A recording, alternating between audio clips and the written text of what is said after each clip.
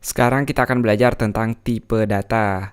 Tipe data adalah jenis dari nilai yang kita punya. Ada beberapa tipe data yang kita akan lihat sekarang adalah tipe data string.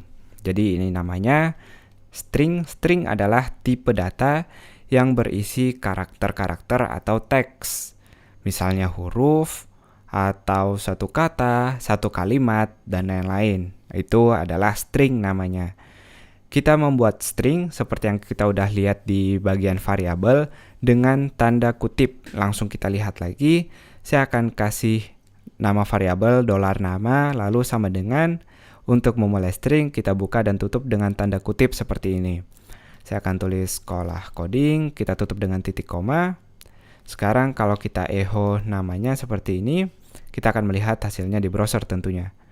Nah, kalau teman-teman hanya mau nge-echo atau mau nge-print variabel aja, teman-teman nggak perlu tanda kutip lagi seperti menulis teks, tapi cukup langsung $namanya tanpa teks atau tanpa tanda kutip.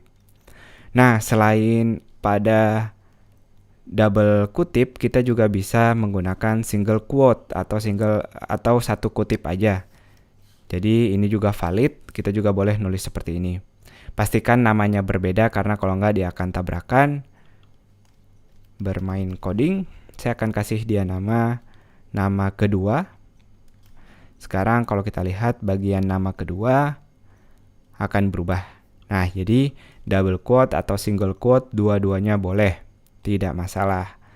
Sekarang kita akan lihat lagi gimana kalau kita mau ngegabungin teks satu dengan teks lainnya. Caranya sangat gampang. Kita tinggal menulis $nama lalu disambung dengan tanda titik. Nah, yang akan kita lihat sekarang semua teksnya bergabung tanpa tanda spasi.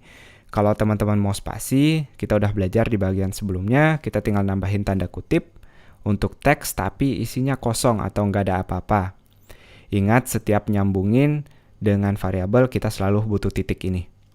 Nah, kalau kita lihat sekarang dia udah punya spasi. Kalau teman-teman mau tambah teks sangat boleh.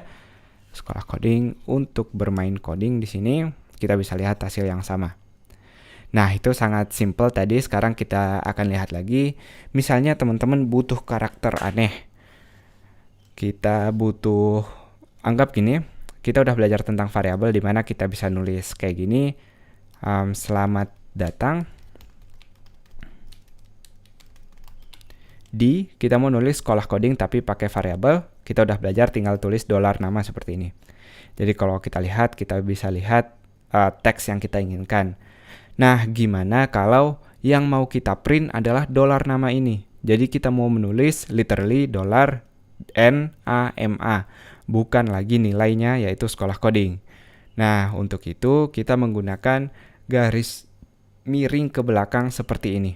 Jadi sekali lagi kita butuh garis miring ke belakang seperti ini untuk ngeprint teks aslinya. Jadi setiap kita menggunakan garis miring lalu ada karakter-karakter di depannya, berarti kita mau menulis teks aslinya bukan fungsi-fungsi pada PHP. Ini dia sangat simpel tentang tipe data string. Sampai jumpa di video berikutnya.